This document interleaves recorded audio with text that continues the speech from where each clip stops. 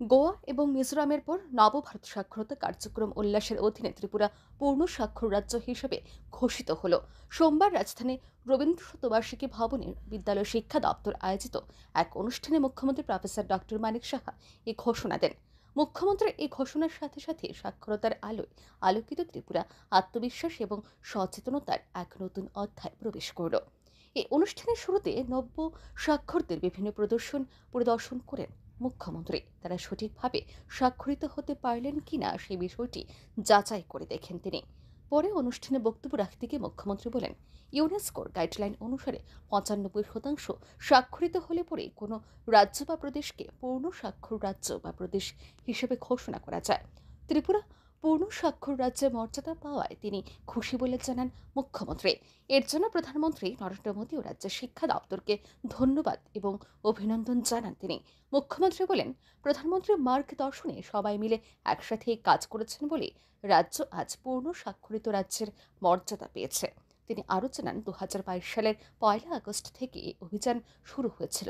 এই অভিযানকে সামাজিক আন্দোলন হিসেবে আখ্যায়িত করে মুখ্যমন্ত্রী বলেন, কেবলমাত্র একা শিক্ষকদের দিয়ে এই কাজ হয় না, সবার সহযোগিতার প্রয়োজন হয়।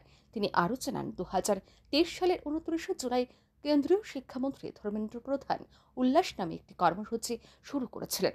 উল্লাসের ৫টি দিক রয়েছে। এর মধ্যে পড়া, লেখা এবং অঙ্কের সাধারণ জ্ঞান অবশ্যই নব্য স্বাক্ষরদের থাকতে হবে। নব্য স্বাক্ষরদের উদ্দেশ্যে মুখ্যমন্ত্রী বলেন, এখানেই থেমে থাকলে চলবে না, শিক্ষার শেষ নেই, আপনাদের সামনের দিকে এগিয়ে যেতে হবে। জীবনের একটা বন্ধ দরজার তালা আপনারা খুলেছেন, এবার গোটা পৃথিবীকে আপনারা দেখতে পারবেন।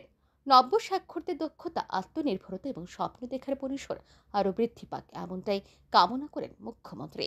আপনি যে বলছিলেন আমাদের পার্সেন্টেজ কিন্তু অনেক উপরে এখন, তো সেই জায়গায় দাঁড়িয়ে আমার মনে হয় আমাদের থেমে থাকলে হবে না। আজকে শিখলাম, আর শিক্ষার শেষ নেই, এভরিডে উইল লার্ন সামথিং।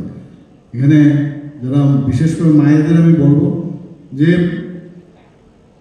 সামনের দিকে এগিয়ে যাও, খুব করে পড়ো, এবং জীবনের আমার মনে হয় একটা দরজা আমাদের সামনে, তার চাবি কিন্তু আপনারা পেয়েছেন। সেই তালা খুলের চাবি আপনারা খুলেছেন, পৃথিবীটাকে দেখতে পাবেন। সেটা যেন আরও আপনারা, যাতে যারা এখানে নবস্বাক্ষর নাগরিকরা আছেন তাদের দক্ষতা বাড়ো, ওনাদের আত্মনির্ভরতার বাড়ো, এবং আরও স্বপ্ন দেখার যে বিষয় সেটাও যেন আরও বাড়ে। আমরা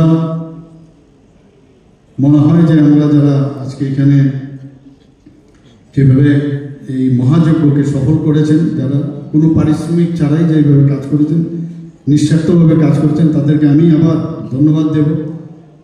এবং আমার মনে হয় তারা সাক্ষরতার সোলজার বলা যায়, সাক্ষরতার সৈনিক, এবং তাদেরকে অবশ্যই বারবারই আমি বলবো, তাদেরকে আমি ধন্যবাদ দিতে আমি কম দিব, মনে হয় বেশি করে বলা উচিত।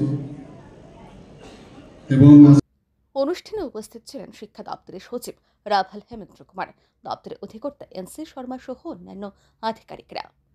ব্যুরো রিপোর্ট, আর নিউজ।